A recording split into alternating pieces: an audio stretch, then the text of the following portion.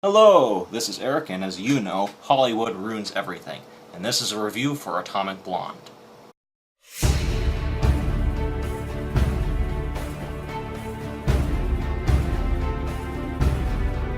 Toby, spoilers ahead, you have been warned. If you want to see the spoiler-free review, click here.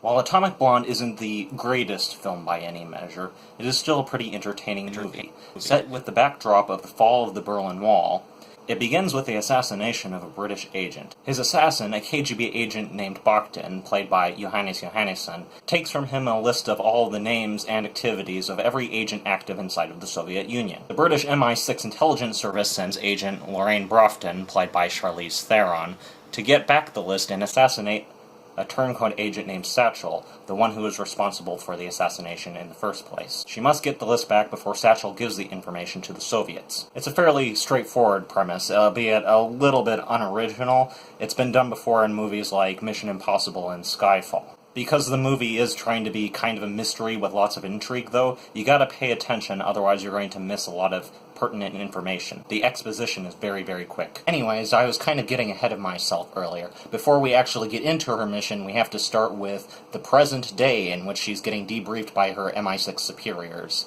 Even though I intellectually understand why they chose this narrative method, it still personally annoys me. They occasionally go back to the debriefing in order to show a reaction shot by her superiors to whatever she's doing during the actual story itself, and it's not really that bad compared to what other movies have done with this particular method, but it still kind of disrupts the tone and the pace. While I'm not exactly happy about that, the story does pick up. When Lorraine actually gets there, she's immediately identified and attacked by Soviet agents, and gets saved by her contact in Berlin, David Percival, played by James McAvoy. He's the top MI6 agent in the place, and he's also apparently gone native, which apparently means he's up partying past the curfew times and getting people in trouble for it. Lorraine then tells Percival that she's going to the apartment of the assassinated agent, and once the police attack the place in order to get her, she begins to suspect that David Percival is actually Satchel, the one responsible for the assassination to begin with. However, she has no proof, and she has to begin searching elsewhere.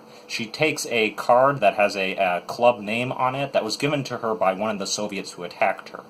This kind of seems odd and out of nowhere, but it makes sense once you realize that she's a double agent for the Soviets. She goes to the club and encounters a novice French agent named Lasalle, played by Sofia Boutella.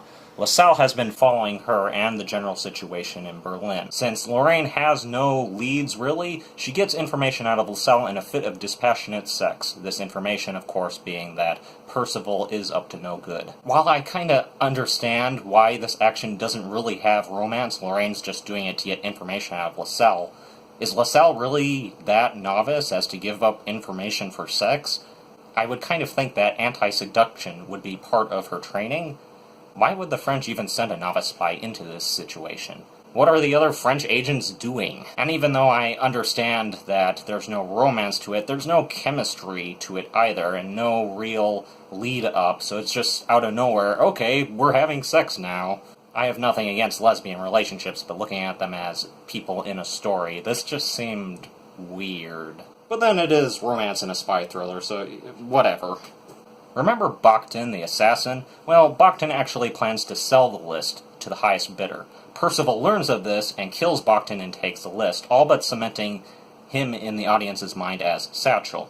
At least those who are actually able to keep track of all the convoluted plot elements.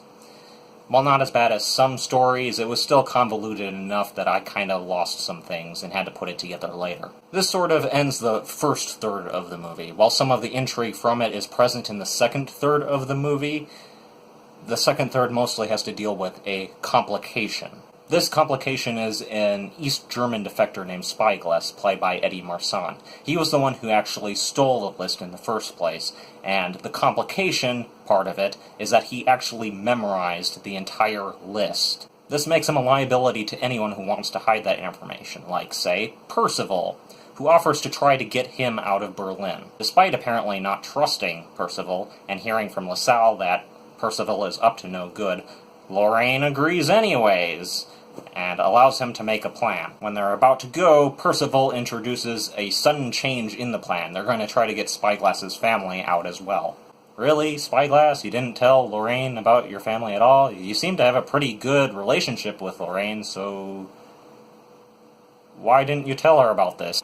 Anyways, Percival takes charge of Spyglass's family in order to get separated from Spyglass and Lorraine, so that he can shoot Spyglass from a distance and not get caught. Lorraine takes Spyglass into a nearby apartment, which is full of Soviet agents that Percival tipped off. The next scene is the best scene in the entire movie.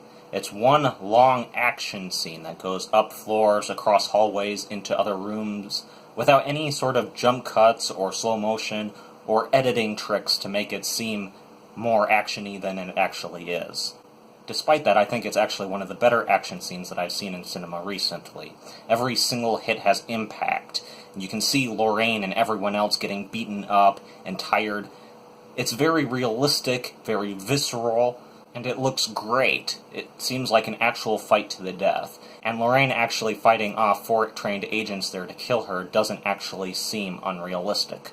After fighting off all 4 of those agents and getting into a car with Spyglass, Lorraine attempts to drive him out of Berlin. Unfortunately, they're run off a bridge by other Soviet agents who are there. Then Spyglass gets killed by cinema cliché number 43. The car is filling up with water and his foot is stuck on something. Given that during the last fight he wasn't actually a load and that he actually contributed to the best of his ability in trying to help Lorraine fight off the other 4 Soviet agents, and him demonstratively being an overall pretty nice guy, it was actually kind of sad that he died. I just wish he hadn't died in a struggle of futility underwater that seemed to try to artificially extend the tension from the last great fight scene. After this, Lorraine realizes that Percival was actually the one behind the whole thing. She finds a bug on her that's a French design, kind of planted there to make it seem like Lasalle was the one who bugged her. And when Lorraine shows this to Lasalle, Lasalle kind of gets really mad and tells Percival, hey, I'm going to come after you. So Percival comes after her instead, kills Lasalle, but before he can actually get rid of any of the evidence that Lasalle has against him, Lorraine shows up and drives him off. Lorraine finds pictures of Percival colluding with Soviet agents to sell the list, tracks him down, and kills him. That whole debriefing scene that pops in every once in a while comes back, and it kind of halts as Lorraine shows them those pictures. Finally, proof that Percival was Satchel. Lorraine says she doesn't know what happens to List, and the MI6 try to cover it up by saying the mission never happened. And then cut to another scene in which apparently Lorraine is Satchel, and she's going to go sell the list to the Soviets. Except she's not actually selling the list, she's just going to kill every Soviet who actually wanted the list in a really rather boring, anticlimactic, slow-motion action scene that in no way matches the action scene that was in the second third. That's because, as it turns out, she was a CIA agent all along! Admittedly, there were a few clues that pointed to this, some stuff that Spyglass and Percival said. They'd seen the list, and they knew about that. As well as, the whole Soviet giving her a card thing. Still, it left me with a feeling of, yeah, we're American and patriotically awesome! Even so, the plot was fairly done and left me satisfied, even with a few narrative blips here and there. I kind of wish they had used a different narrative style and some character decisions made a lot more sense. But even though the story was convoluted, I still kind of find it difficult to fault it. So, performances. Charlize Theron does a good job as Lorraine, even though Lorraine is kind of that stoic, badass character who doesn't show any emotion and occasionally makes quips. Even so, that's less to do with her being emotionless and more due to her hiding her emotions. And that kind of acting, to kind of show that you're hiding your emotions behind a stoic facade, is kind of hard to pull off. So even though I wasn't particularly impressed, Charlize Theron gets points for pulling that off. David Percival, in the beginning, just kind of seems like a douchebag who sleeps with as many women and drinks as much as he possibly can. But he actually develops a kind of charisma and charm as the movie goes on, and he shows his competence that demonstrates why he's the top MI6 agent there in the first place. James McAvoy does a great job in this role, managing to make the sleaziness at first look real, and then like an act covering up his disturbing, yet raw and true side. Percival is a fantastic, believable antagonist, and without him I don't think the film would have worked half as well as it did. Even though I have no idea why Lasalle, a novice agent, is anywhere behind or even near the Iron Curtain, Sofia Boutella still gives a good performance. For what it's worth, she plays a pretty good, incompetent, emotional, fish-out-of-water spy. That's probably not worth very much, but still. As for everyone else, while there were a few average performances, everyone who had a fairly major role in the plot did very well. Overall, the strongest points of this movie are its action, outside of the one action scene at the end, and its performances, even if you don't think the characters are very good. The weakest points were its convolutedness, its generic plot elements, and the bizarre character and world choices that didn't seem to make sense. Even so, I would consider this a good movie. Those were my thoughts on Atomic Blonde. Please leave your thoughts in the comments below. Don't forget to like and subscribe, and have a nice day.